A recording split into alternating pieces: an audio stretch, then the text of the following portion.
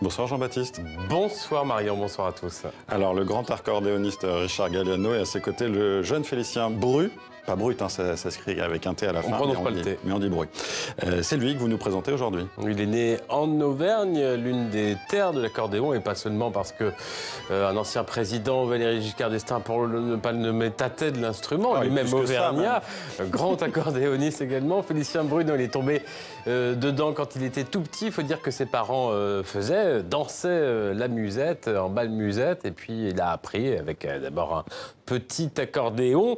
Il va ensuite l'étudier, l'accordéon, en école de musique, puis au conservatoire de la musette d'abord, puis du jazz et du classique, tout seul, mais surtout à plusieurs, avec une mandoline, une clarinette, une contrebasse, et puis des instruments à cordes. À 6, ça donne le Paris des Bretelles, c'est le nom de leur groupe, et c'est le nom de ce disque qui sort dans quelques jours. On y trouve des musiques de Richard Galliano, qu'on vient d'entendre avec Félicien Bru, d'Astor Piazzolla, également une commande à un jeune compositeur, mais autour de thèmes musette. On est vraiment entre le classique et le populaire, et puis du classique précisément, Prokofiev et Gershwin, un Américain à Paris. Qu'est-ce que ça donne?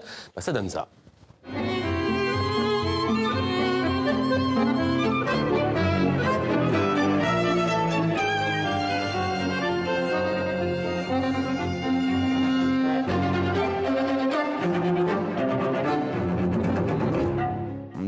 Souvent que c'est un instrument très français, c'est absolument pas vrai. C'est un Autrichien qui l'a inventé en 1829. Il est fabriqué en très grande partie par les Italiens depuis toujours. Il a été transformé en Russie, c'est les Russes qui ont inventé le bayan, l'accordéon classique.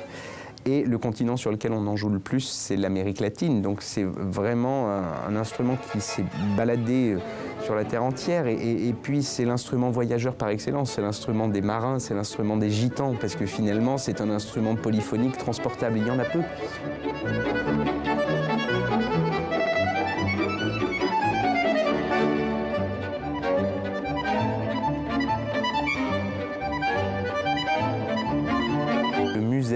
A été inventé finalement par des Auvergnats à la fin de la Première Guerre mondiale.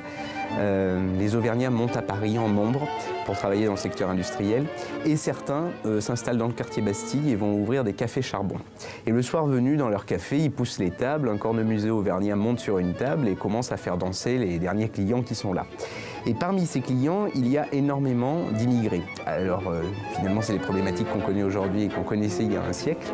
Ces immigrés, ils viennent essentiellement d'Espagne, et ils ont l'habitude de danser le paso doble, de Pologne, et ils ont l'habitude de danser la polka et la mazurka, mais aussi d'Amérique latine, les Brésiliens qui dansent la samba, les Argentins qui dansent le tango, etc., etc. Et finalement, toutes ces danses vont devenir constitutives de ce qu'est le musette et de ce qu'il est encore aujourd'hui.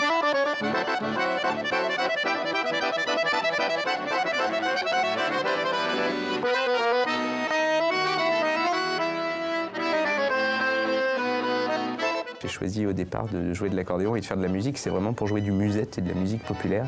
J'ai découvert la musique classique bien plus tard et je me suis passionné pour elle vraiment beaucoup plus tard dans mon parcours.